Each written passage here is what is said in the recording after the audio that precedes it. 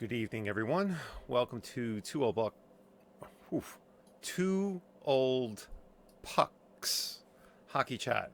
Got to be careful with it when you say fast. Not quite as awesome tonight with that. Yeah. Today is, what is today? Wednesday, February 19th. Welcome. And we are going to run down a list of articles. We're going to start off with the effervescent Scotty. Well, all right. I mean, one of these times you can take the lead, dude. It's all right.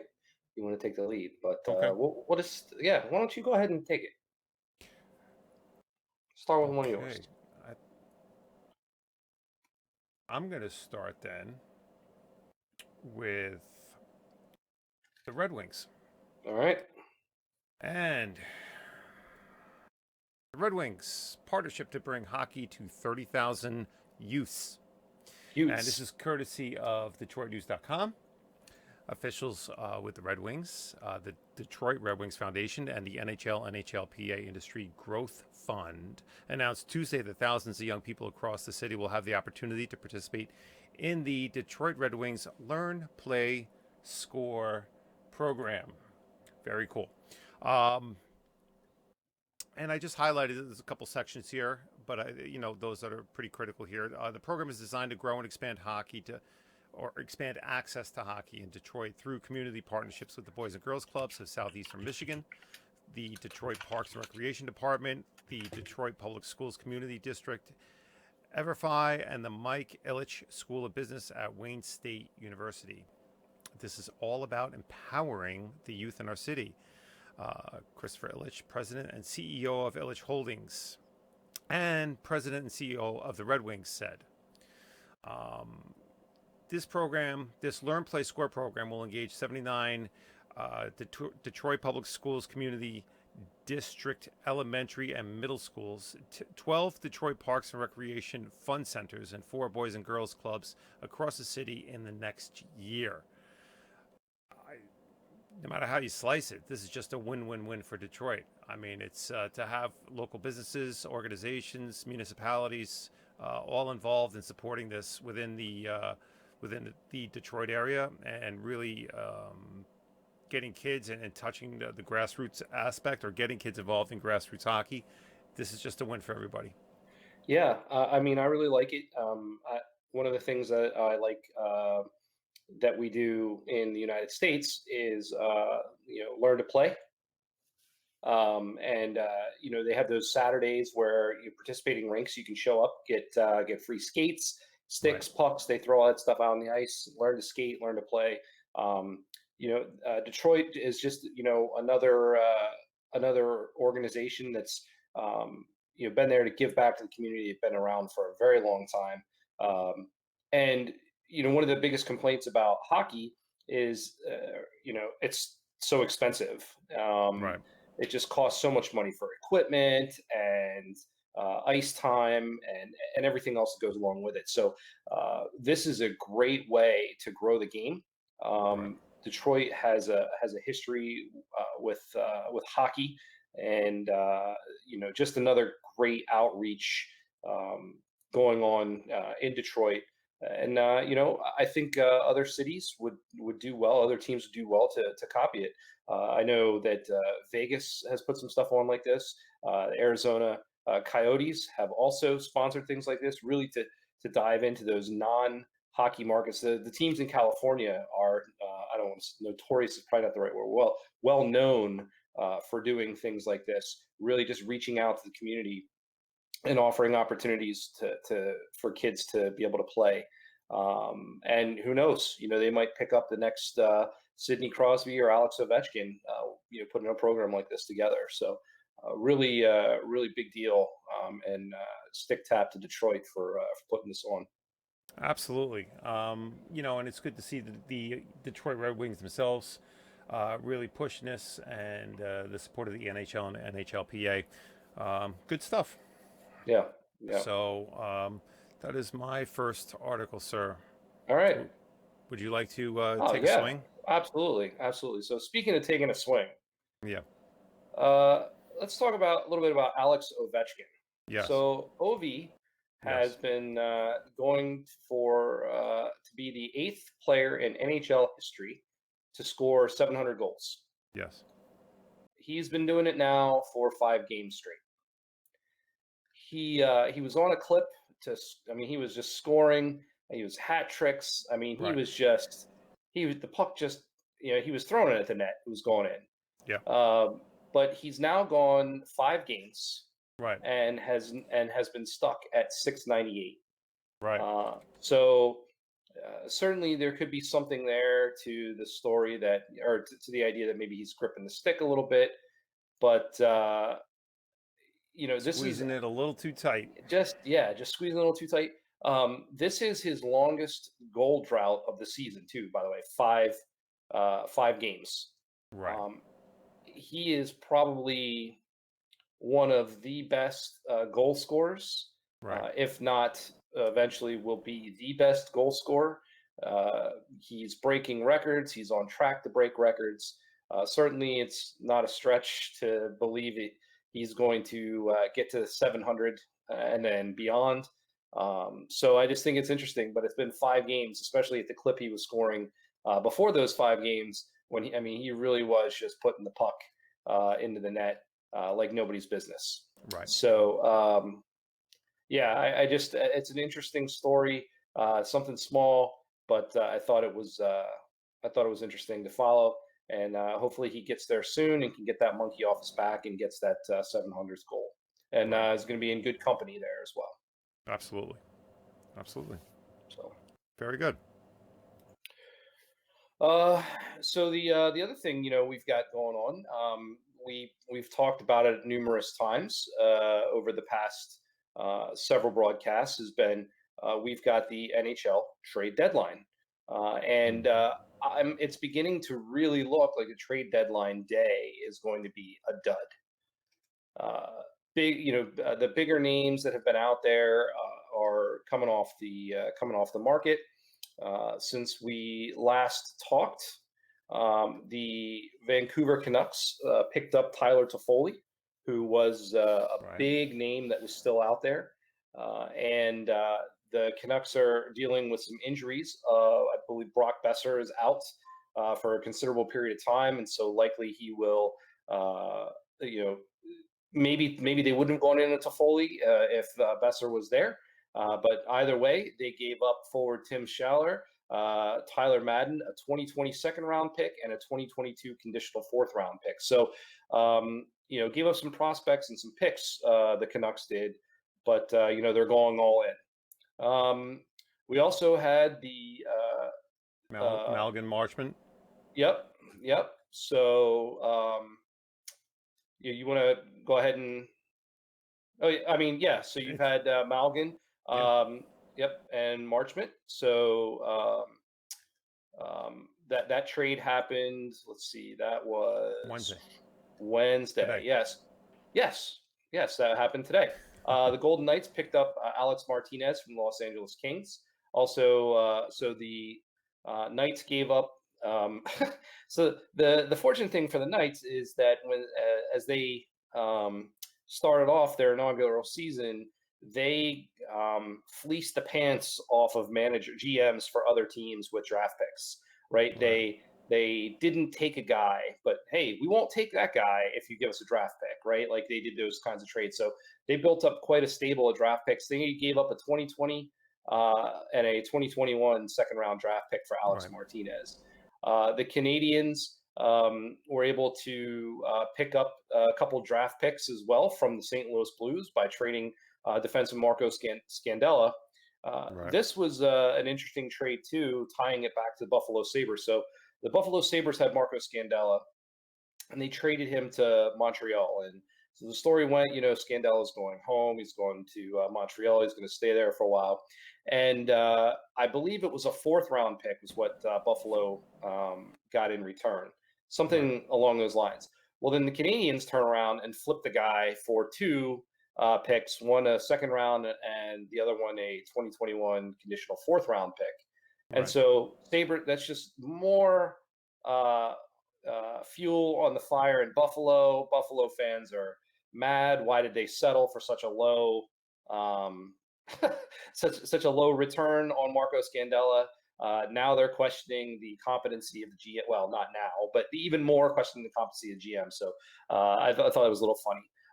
The Washington Capitals picked up a big name on defense in Brendan Dillon from the San Jose Sharks.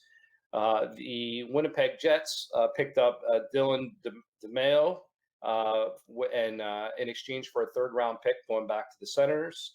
So again, you've had some names, run on some defensemen. You still have a couple rentals out there. Right. You still have names like Chris Kreider, who may or may not be picked up. But with the way things are going, this, like I said, this trade deadline may be, not as exciting as it would have been had these, dominoes not started to fall. So interesting situation there with the trade deadline coming up, but Yeah. bigger names are already falling off the board. So Yeah. Very good, sir. Um, okay, I'm going to take the next one. all right, We have, as per the KentReporter.com, we're going to go to this article about the hockey challenge in Kent raises $200,000 for the Ronald McDonald House charities. Once again, I highlighted the intro here. The 22nd annual Hockey Challenge at the Excesso Showwear Center in Kent raised $200,000 for the Ronald McDonald House charities of Western Washington and Alaska. The Hockey Challenge has raised $6.6 million for Ronald McDonald House charities in 22 years, according to a Seattle Thunderbirds news release. Then it goes on to explain, there were 7 games played during the challenge on Saturday, February 15th. The first 5 were played by teams from various divisions at Microsoft. 2 women's teams made up of local recreational league players. 2 teams put together by the grassroots group NHL to Seattle and the NHL Seattle 32s. A team made up of employees of the 32nd NHL franchise. The T-Birds versus the Vancouver Giants game followed the 5 challenge games, and the event was capped off by the local celebrity and T-Birds alumni all-star game featuring Team Olchik versus Team Patterson. It's good stuff, man. I mean, once again, it's nice to highlight events like this. People come out, they support it. As you can see, all the players, you can see the stands are packed. And obviously, you would expect that to be the case when you're raising $200,000 in one event. So, all for a great charity, the Ronald McDonald House. Great stuff. Once again, this is courtesy of the KentReporter.com. Scotty, you want to chime in on that? no, I mean, again, it's a great cause, especially with the Ronald McDonald House. The amazing work that it does for families of kids going to the hospital, and the fact that they can partner with and just raise this kind of money, Yeah. and partner with teams and organizations that put something like this on is incredible. So again, I mean, you can't tap the stick enough for Yeah. events like this. There's really not much more that needs to be said. So hopefully, as you pointed out in the past, we can kind of get wind of some of these things and maybe put them out earlier, especially if there's opportunities to donate, Right. and be able to advertise. So Right. Excellent stuff. Would you like me to continue, or do you have I something else on the I docket? got one more. I got one Go for more. it, man. Yeah. So speaking of injuries and money, let's talk a little bit about Dustin Bufflin. Yes. So, Dustin Bufflin has sparked some conversation of late with what his disposition is and whether or not he'd be worth picking up this season. So, the Jets are rumored to be trying to trade Dustin Bufflin without even knowing whether or not he's going to play this season, or really if there's anybody that's going to take him. So, taking a look at tsn.ca, looking at an article that was written by Frank Saravelli, and the title is "Jets Exhausting All Bufflin Trade Options." So, just to kind of rehash Bufflin's story real quick. So, Bufflin had a lingering ankle injury that he revealed and underwent surgery in late October. Right. That he revealed only after he went through the surgery. And despite having signed off that he had a clean bill of health, he agreed with the team in the exit interviews after last season. So he didn't report. He didn't tell the team he was injured. He just went ahead and had this surgery. Right. So the team suspended him, and he was suspended without pay for failure to report. And the NHLPA filed a grievance in conjunction with Bufflin to try and get an arbitrator to rule that this was a legitimate hockey injury so that he could get paid. Uh, Bufflin decided not to continue with on ice portion of his rehab. So the NHLPA basically said, "Hey, there's really not much we can do." So at this point in time now, he's still suspended without pay. But Cheveldayoff, the GM of the Jets, they've been given the green light uh, to try and move him. Yeah. And they've also, the Jets have accumulated $7.6 million Mm-hmm.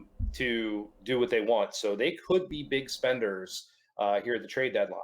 Right. Yeah, they've been banking that cap space, but right now they are looking to see whether or not they could get something for him, to trade him.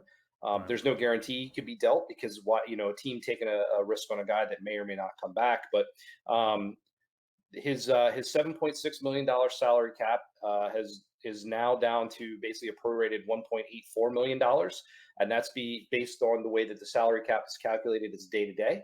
So if you get to where 3/4 of the season has gone by, 3/4 of the cap is no longer counts. So it's only 1/4 of the hit or of the salary is now what a trade partner would be required to pick up for this season. Right. So that's how they could potentially pick him up. Um, you know, if he decides, to play, that's a huge, or could be a huge bump on the back end for a team that picks him up. Right. Um, so low risk, really, $1.84 million would be all a team would have to kind of give up. And then if the guy refuses to report, he's still suspended without pay, and there's no salary cap hit or consequence to the team that picks him up. Right. They could then, the training team could move to terminate the contract Right. or hold on to his rights to see if he comes back in the summer. So it's an interesting situation. My personal opinion is I don't think the Jets are going to be able to move him.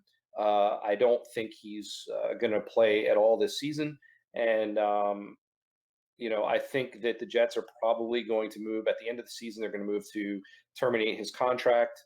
Bufflin's going to be a UFA, and I think next year he may get like a 1-year bridge deal to kind of prove his that he's worth But he can paying still more. play, actually. Yeah. Because I mean he hasn't played all season, so while he's got his history behind him, that only goes so far. So Right. it's an interesting situation to watch. We still have a little bit of time. We have another week before the end of the trade deadline, so it'll be interesting to see if he moves. But yeah, I mean that's just one of those crazy stories. Started off in the off season, and just you thought it went away, and just comes right back. So Yeah. Crazy. It's a crazy story. I mean, it's a shame from the standpoint. I mean, I'm not a huge Bufflin fan. Um, he's all right.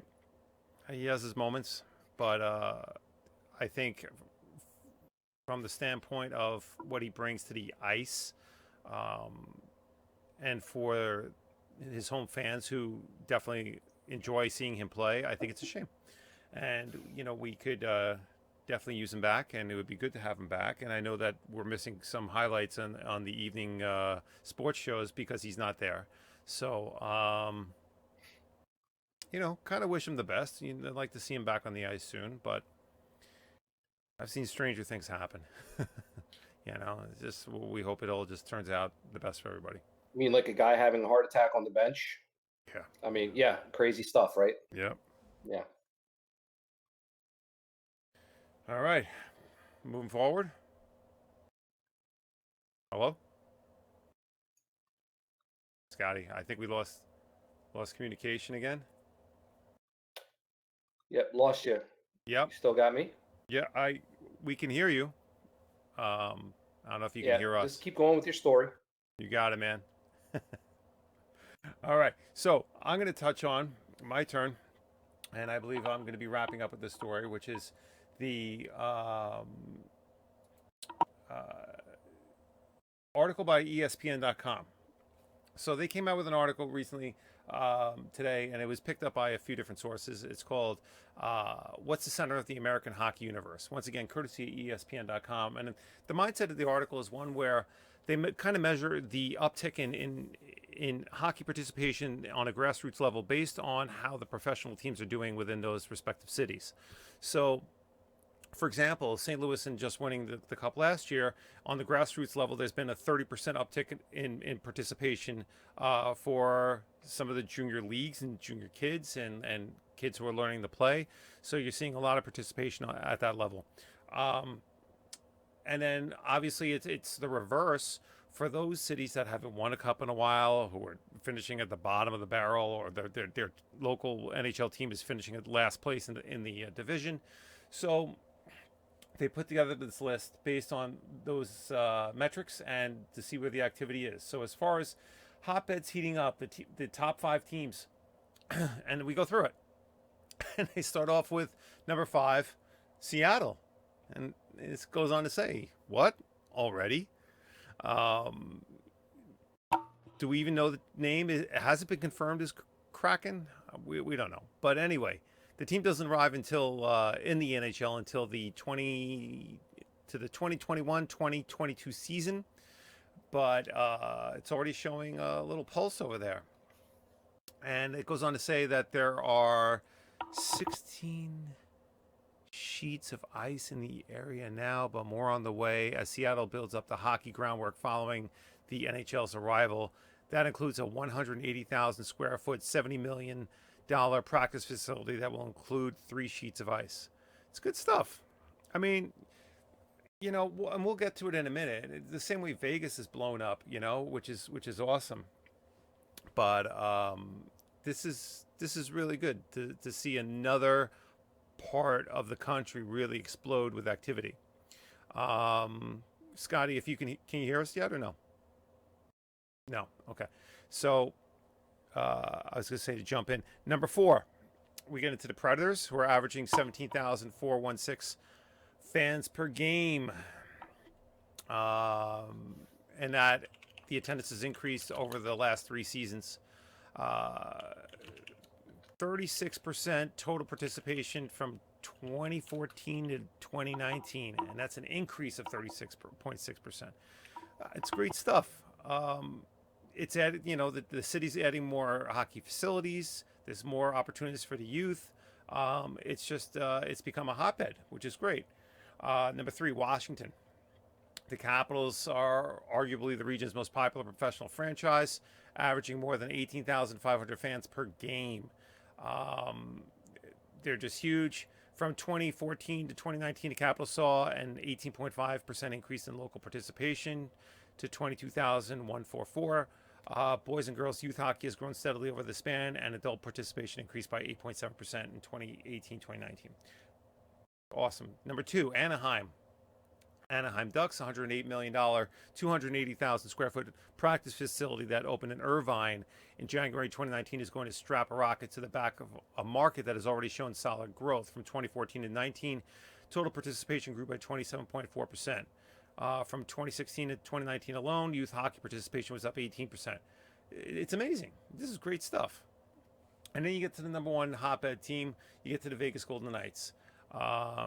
And they quote Max Pacioretty as saying whenever he takes his children to go play their hockey games, he just sees kids everywhere. He said the Knights are averaging 18,290 fans per game, playing to 105.3% capacity, which is incredible.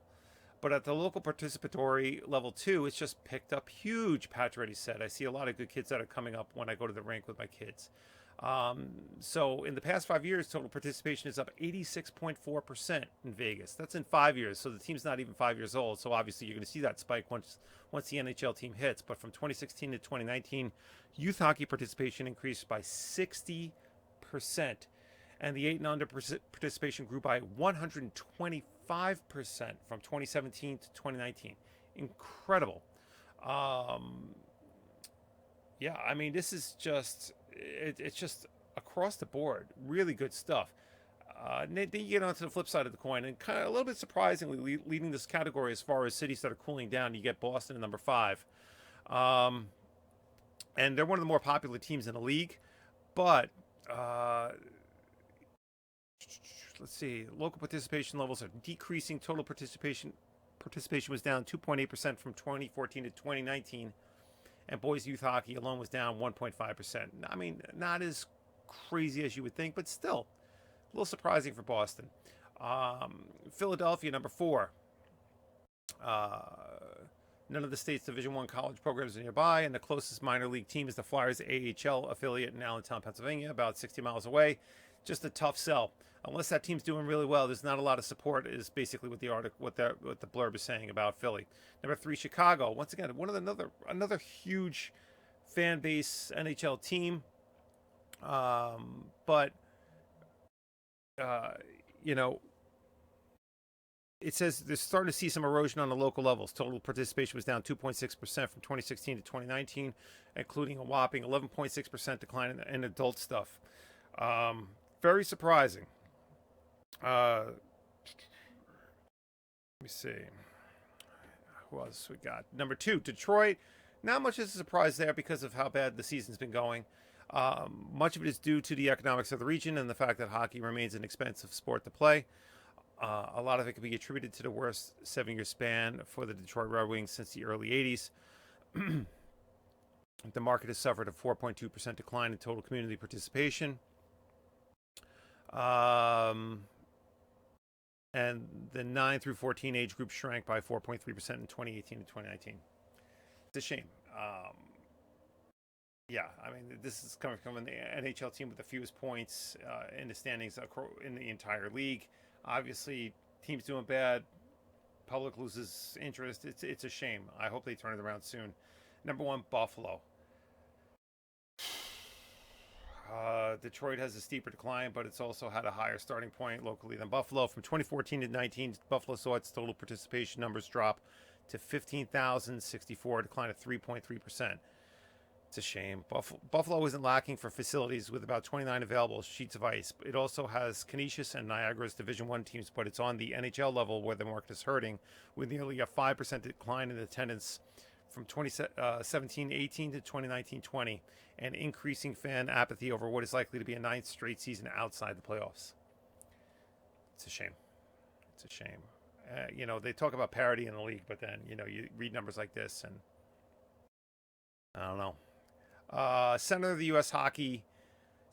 of the U.S. hockey universe. Chicago, yes. New York City, Detroit, Boston, and then Minneapolis, St. Paul. And I won't get too much into all those articles. All right. But we're going to see if Scotty can join us again. And let's go take a visit over there. And I think he has something to close with right about now. Yeah. So, winning really drives the local markets, right? And so when you have teams that consistently win, Vegas, for instance, of course you're going to have a heat up, right? Of course you're going to see that spill over into the local market, and really that's there's really not a lot more to the formula. When you have teams that win, when you have people that come in and they're able to put butts in the seats, they get kids interested at a younger age. You're really going to see that the kids are going to go home, mom, dad, I want to play, I want to play.